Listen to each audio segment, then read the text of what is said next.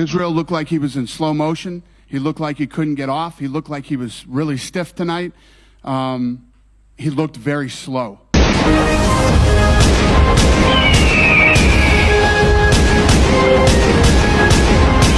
man that beats out the cartoons is gonna beat me.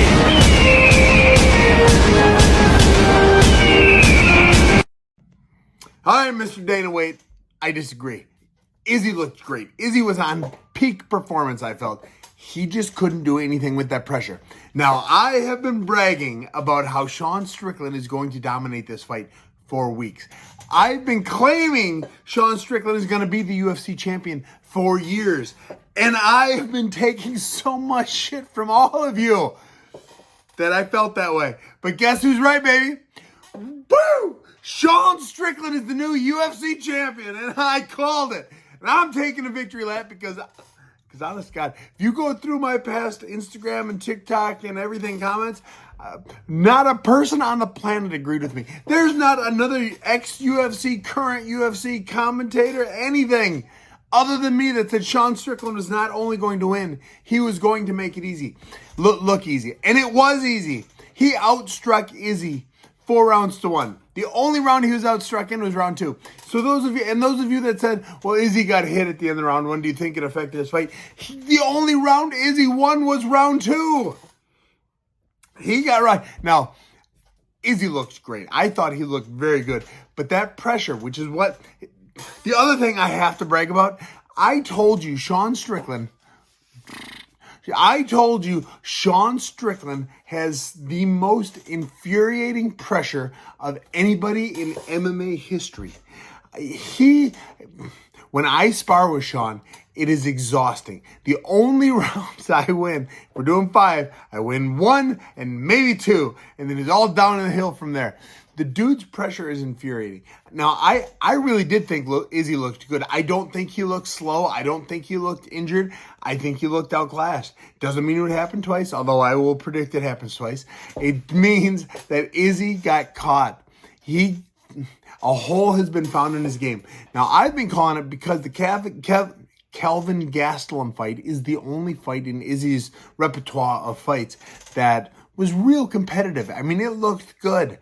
The few moments of the fight where Pereira was looking good, he was pushing Izzy backwards.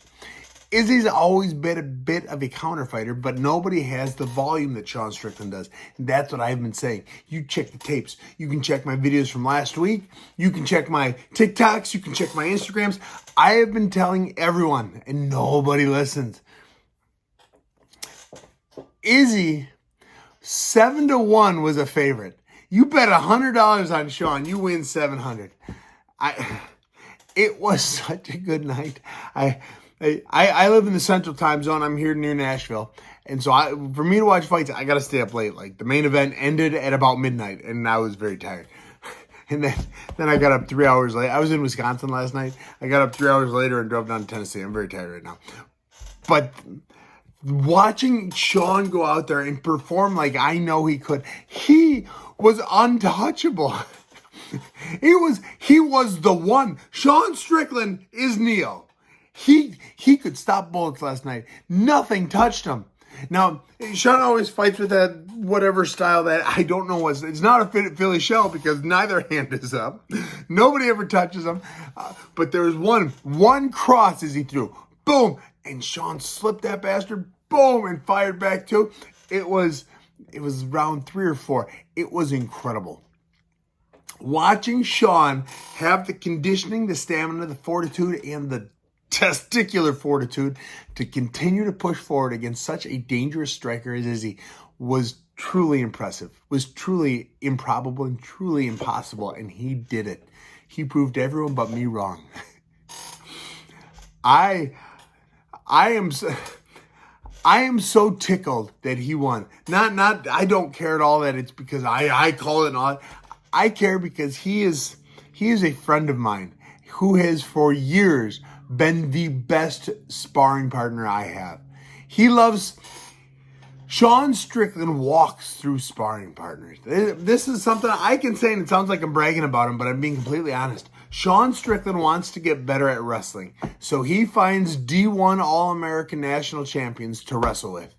Sean Strickland wants to get better at boxing, so he goes and finds the best boxers. He goes to Wildcard Gym, he goes out to Vegas, he finds the best boxer in the world and beats them up. He wants to get better at kickboxing. He goes and finds kickboxers and he beats them up. That is the way Sean Strickland trains. He has been kicked out of so many gyms because he wins the rounds that he's not supposed to win.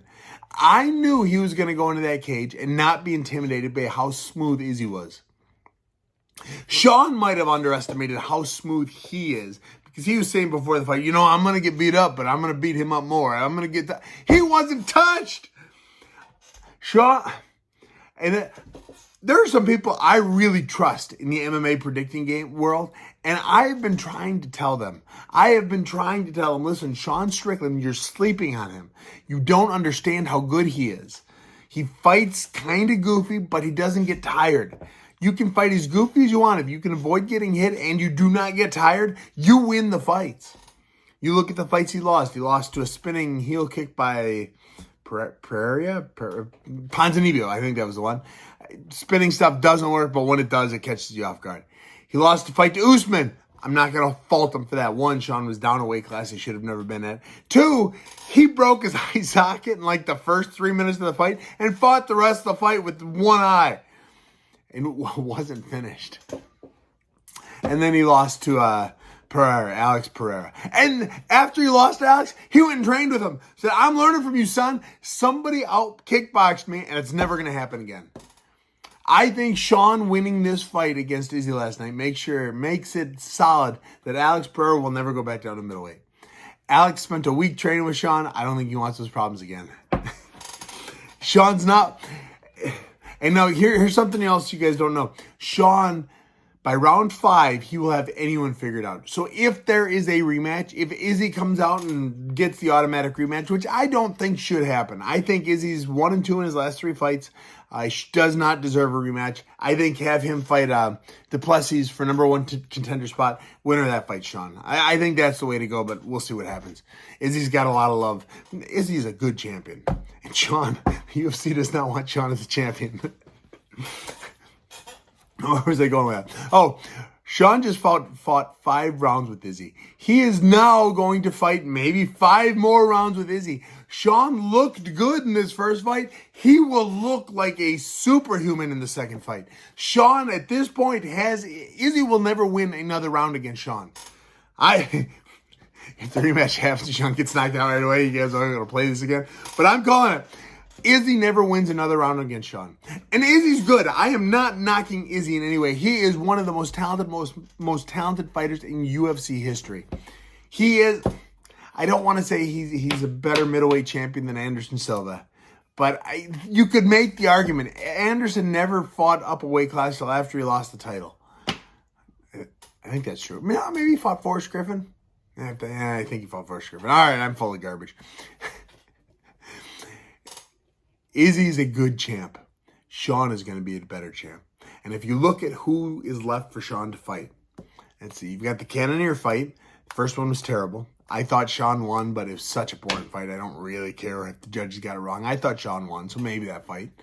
Khamzat, something you don't know. Sean has sparred Khamzat before. Khamzat is not allowed to spar Sean anymore via his management. Khamzat's management. So you have Costa. Costa, maybe there's a fight to make. Costa's already lost the title to Izzy and lost pretty brutally. But Costa's a possibility. Let's see, who else? Whitaker's always there. Whitaker a year ago would have been a bigger threat to Sean. See, Duplessis is the obvious answer because Duplessis beat Whitaker. Duplessis will get destroyed by Sean. And again, I don't have anything bad against Duplessis. He is just a simpler fighter than Sean. Duplessis is the world's greatest checkers player. Sean's playing Risk. Sean is. Duplessis would have to land a big shot because that's all he would have. He wouldn't out wrestle Sean. He wouldn't submit Sean. He would have to land that big whatever shot, and then it'll work on Sean. I'm a guy that would know. So this is my victory speech, guys. I thank you those three of you that believed me when I told you that Sean was going to beat Izzy, I thank you. I need you guys to tell the world I am the world's greatest bet picker. Although it's not true. I know Sean Strickland. I have been training with Sean for a long time. The hardest fight for Sean in the middleweights is now Whitaker. Whitaker's a tricky fight for Sean. However, Whitaker just lost a fight. I don't know how close to that fight happening it is, but Whitaker's the toughest fight now in the division for Sean. Until Bo Nichols is there. Bo Nichols. Thanks for watching, guys. Thanks for being a fan of mine. Thank you for watching the Sean Strickland fight. And god dang, Sean, you're the world champion, my friend. Do you think that could be, we always talk about his activity, but maybe there's something to be said that he may be overtrained at this point and maybe needs some time off? Or do you think it's just, hey, sometimes you have a bad night? Only Israel knows what's going on. I'm very curious to see what he says at this press conference tonight. There are a million things that could go wrong. Some days you wake up and it's just not there, man. You just don't, it's not there. He looked bone dry when he came out tonight, standing up really tall, looked very slow, looked like he couldn't get off at all. Even in the fifth round, when everybody knew he needed a knockout to win the fight, there was no sense of urgency to try to finish the fight. So I don't know if he's hurt, if he's, or he just, tonight's that night. Yeah. Did you speak to him in the cage at all? What's that? Did you speak? Yeah. I said, you okay? He said, I'll talk to you later.